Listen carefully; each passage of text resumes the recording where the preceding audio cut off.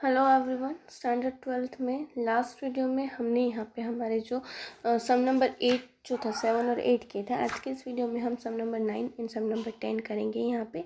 So let's get start. यहाँ पे सम number 9 में हमें दिया है कि following are the information of balance sheet of the care limited as on 31 March 2017। नीचे हमें एडजस्टमेंट दी गई, उसके ऊपर से यहाँ पे हमें जो कंपनी सेक्ट के अकॉर्डिंग शेड्यूल के अकॉर्डिंग हमें यहाँ पे फाइनल अकाउंट जो है वो बनाने हैं। दैट मीन्स कि प्रॉफिट एंड लॉस अकाउंट और बैलेंस शीट हमें यहाँ पे दोनों बनानी है। हमें इन्फॉर्मेशन दी गई है equity share capital 2,40,000, office and sales expense 24,000, purchase 4,26,000, 10% debenture 1,20,000, sales 9,60,000, software 1,20,000, wages 24,000, debenture interest 12,000, salary 3 lakh, bank overdraft 14,400, land and building 2,28,000, opening stock 36,000, discount receive 15,600 and debenture debtors. And यहाँ पे हमें प्रोविजंस अदर इन्फॉर्मेशंस दी गई हैं कि closing stock हमारे लिए 42,000 and जो टैक्सेशन के ऊपर जो प्रोविजंस है वो हमारे लिए है 50%। अब हमें इसके ऊपर से यहाँ पे हमें जो फाइनल अकाउंट बनाना है तो वो हम यहाँ पे स्टार्ट करते हैं। तो यहाँ पे हमें इस तरह से हमें इन्फॉर्मेशन दी गई है, हम दोनों अकाउंट्स में यहाँ पे एंट्रीज करेंगे। तो सबसे पहले हमें यहाँ पे जो एडजस्टमेंट दी गई है वो देखते हैं। तो हमें दिया गया कि क्लोजिंग स्टॉक इज़ ₹42,000। तो यहाँ पे हमें क्लोजिंग स्टॉक जो है वो हमें लिखना है। तो क्लोजिंग स्टॉक की एंट्री जो है वो हम यहाँ पे करेंगे।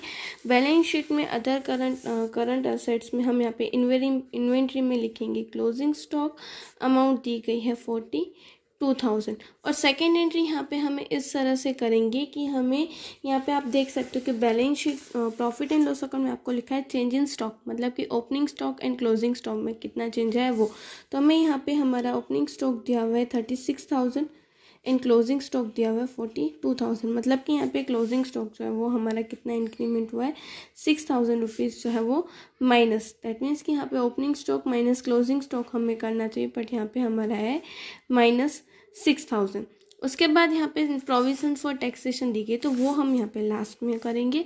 फिर इक्विटी शेयर कैपिटल, तो इक्विटी शेयर कैपिटल की एंट्री हम करेंगे बैलेंस शीट में शेयर कैपिटल फंड में। हमने यहाँ पे की equity share capital 2,40,000। Then office and sales expenses, तो ऑफिस एंड सेल्स एक्सपेंसेस जो है वो हम यहाँ पे लिखेंगे अदर एक्सपेंस की हेड में under the profit and loss account. यहाँ पे हमने लिखे ऑफिस एंड सेल्स एक्सपेंसेस 24,000।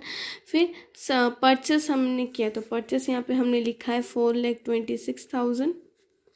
उसके बाद हमें यहाँ पे दिया 10% डिबेंचर, तो 10% डिबेंचर हमारे लिए नॉन करंट लायबिलिटी, इसलिए हम यहाँ पे लिखेंगे लॉन्ग टर्म बोरोइंग्स में हमने लिखे 10% डिबेंचर 1,20,000। उसके बाद सेल्स, तो सेल्स हमारे लिए रेवेन्यू फ्रॉम ऑपरेशन, इसलिए balance sheet profit and loss account में क्रेडिट साइड हम पे डेबिट साइड सॉरी कि यहाँ पे हम रेवेन्यू फ्रॉम सेल्स में हम यहाँ पे इसकी एंट्री करेंगे। फिर सॉफ्टवेयर, तो सॉफ्टवेयर जो है वो हमारे लिए इंटेंजिबल असेट्स है, तो उसको हम बैलेंस शीट में असेट्स की तहत under the heading of intangible assets यहाँ पे हम लिखेंगे और हमने यहाँ पे अकाउंट्स में लिख दिया सॉफ्टवेयर। उसके बाद यहाँ पे हमें दिएंगे वेजेस, तो वेजेस हमारे लिए एक्सपेंस है तो यहाँ पे हम उसकी एंट्री करेंगे। वेजेस की हम यहाँ पे एंट्री करेंगे एम्प्लॉय बेनिफिट एक्सपेंस में, तो एम्प्लॉय बेनिफिट एक्सपेंस में यहाँ पे हमने लिखा है 12,000 और उसके साथ साथ आपको थोड़ा नीचे सैलरी भी दिया है तो वो दोनों एम्प्लॉय बेनिफिट एक्सपेंस है, तो यहाँ पे हम लिखेंगे इस तरह से। सैलरी हमें यहाँ पे दिया गया है 3 lakh plus 24,000 wages, that means कि 3,24,000। उसके बाद डिबेंचर इंटरेस्ट जो है वो हमारे लिए फाइनेंशियल कॉस्ट, इसलिए उसकी एंट्री होगी यहाँ पे। उसके बाद हमें यहाँ पे दिए गए हैं बैंक ओवरड्राफ्ट, तो बैंक ओवरड्राफ्ट हमारे लिए शॉर्ट टर्म लायबिलिटीज है, इसलिए उसकी एंट्री हम करेंगे शॉर्ट टर्म बोरोइंग्स में और यहाँ पे हमने लिखा है 14,400। Then after land and building हमारे लिए फिक्स असेट्स है, टेंजिबल असेट्स, इसलिए इसकी एंट्री हम करेंगे यहाँ पे। क्लोजिंग स्टॉक की एंट्री कर दी। डिस्काउंट रिसीव हमारे लिए इनकम फ्रॉम अदर्स है, इसलिए उसकी एंट्री हम करेंगे यहाँ पे 15,600। एंड डेप्टर्स, तो डेप्टर्स हमारे लिए हमारे शॉर्ट टर्म असेट्स है कि वो करंट असेट्स, इसलिए उसकी एंट्री हम करेंगे यहाँ पे बैलेंस शीट में असेट्स के side under the heading of trade receivable. Amount यहाँ पे हमारी आएगी 1,80,000। तो इस तरह से यहाँ पे हमने सारी एंट्रीज कर दी। अब हम यहाँ पे प्रॉफिट एंड लॉस अकाउंट का टोटल करेंगे, तो यहाँ पे प्रॉफिट एंड लॉस अकाउंट का टोटल आएगा 9,75,000। अब हमारे उसके साथ साथ एक्सपेंस यहाँ पे हमें इस तरह से दिए गए हैं कि सबसे पहले हम 4,26,000, 3,24,000, 12,000, 24,000 का प्लस करेंगे और उसमें से हम 6,000 माइनस करेंगे तो हमारे यहाँ पे अमाउंट आएगी 7,80,000। तो हमारे यहाँ पे प्रॉफिट बिफोर टैक्स आया 1,95,600। यहाँ पे हमें यहाँ पे कि 9,75,600 हमारा टोटल आया था, उसमें से हमने माइनस किया तो हमारे यहाँ पे अमाउंट आई है 7,80,000। हमारा प्रॉफिट यहाँ पे आया 1,95,600। देन आफ्टर हमने यहाँ पे प्रोविज़न फॉर टैक्सेशन किया तो हमारा प्रोविजंस 50%, दैट मीन्स 97,800 हमने टैक्स पेमेंट किया है और बाकी जो बचा वो हमारे लिए रिमेनिंग हुआ 97,800 हमारे लिए हमारा प्रॉफिट हुआ। तो इस तरह से यहाँ पे हमने एंट्री की। अब हम इस प्रॉफिट को हम यहाँ पे लेके जाएंगे रिजर्व एंड सरप्लस में। यहाँ पे हमने लिखा 97,800 और 3,37,800 यहाँ पे हमने सारी एंट्रीज कर दी। अब हम यहाँ पे बैलेंस शीट जो है उसका हम टोटल करेंगे यहाँ पे। तो हमारे यहाँ पे बैलेंस शीट का जो टोटल है और शॉर्ट टर्म बोरोइंग्स जो है वो हमारी टैक्सेशन की यहाँ पे आएगी 97,800। तो इन दोनों का प्लस करेंगे तो 1,12,200 रुपीज़ जो है वो हमारी शॉर्ट टर्म बोरोइंग्स। अब हम लाइबिलिटी साइड का टोटल करेंगे तो 5,70,009 टोटल आया। और असेट साइड का भी अगर हम यहाँ पे टोटल करने जाएंगे तो हमारी यहाँ पे इस तरह से आएगा कि नॉन करंट असेट्स हमारी हुई है 3,48,000, करंट असेट्स हुई हमारी 2,22,000 और टोटल हमारा आएगा 5,70,000। तो इस तरह से यहाँ पे हमने ये जो बैलेंस शीट है वो प्रिपेयर की। उसके बाद हमें यहाँ पे 10th सम है वो भी हम साथ में करेंगे। तो 10th वाले सम में हमें इस तरह से इन्फॉर्मेशंस दी गई हैं।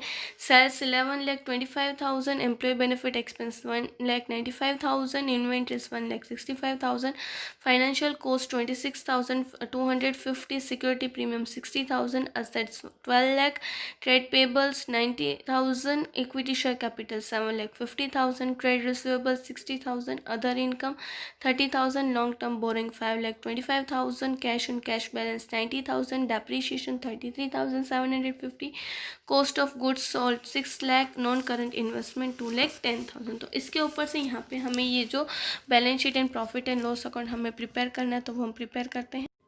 तो यहाँ पे सबसे पहले हमें दिया गया है सेल्स। तो यहाँ पे हम लिखेंगे रेवेन्यू फ्रॉम ऑपरेशन में 11,25,000। Then after employ benefit expense तो वो हम यहाँ पे लिखेंगे एम्प्लॉय बेनिफिट एक्सपेंस में यहाँ पे हमने लिखे हैं 1,95,000। इन्वेंट्रीज दी गई हैं, इन्वेंट्रीज हमारे लिए हैं असेट्स। तो यहाँ पे हम लिखेंगे बैलेंस शीट में असेट्स की साइड इन्वेंट्रीज हमें दी गई हैं 1,65,000। उसके बाद हमें दिए गए हैं फाइनेंशियल कॉस्ट। तो फाइनेंशियल कॉस्ट को हम लिखेंगे प्रॉफिट एंड लॉस अकाउंट में फाइनेंशियल कॉस्ट 26,250। सिक्योरिटी प्रीमियम जो है वो हमारे लिए रिजर्व है तो उसको हम यहाँ पे एंट्री करेंगे। सबसे पहले यहाँ पे हमने लिखा सिक्योरिटी प्रीमियम हमें दिया गया है, कितना है 60,000। उसके बाद यहाँ पे हमें फिक्स असेट्स टेंजिबल, तो टेंजिबल असेट्स है तो उसको हम यहाँ पे लिखेंगे 12 लाख। उसके बाद यहाँ पे हमें दी गई है ट्रेड पेबल, तो वो हमारे लिए शॉर्ट टर्म लाइबिलिटीज़ हैं तो उसको हम यहाँ पे लिखेंगे trade payables 90,000।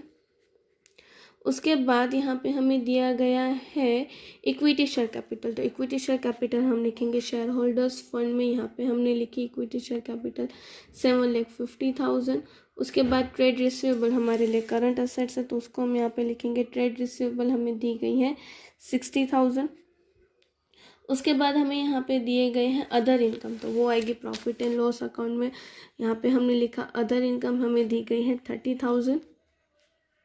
Long term borrowings दी गई तो लॉन्ग टर्म बोरिंग्स हमारी आएगी बैलेंस शीट में boring side 5,25,000। Cash and cash balance हमारे लिए असेट्स है तो उसको हम यहाँ पे लिखेंगे लास्ट में 90,000 हमारी cash and cash balance the गई है। देन आफ्टर डेप्रीशिएशन हमारे लिए एक्सपेंस है तो उसकी एंट्री हम यहाँ पे करेंगे। डेप्रीशिएशन हमें दिया हुआ है 33,750। Then after cost of goods, तो यहाँ पे कॉस्ट ऑफ गुड्स जो है वो हमें दिया हुआ है 6 लाख।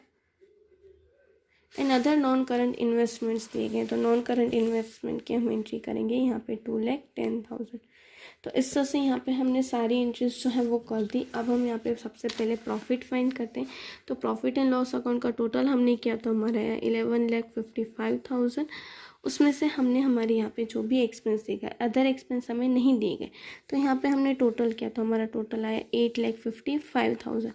दैट मीन्स कि हमारे यहाँ पे प्रॉफिट बिफोर टैक्स आया है 3 लाख।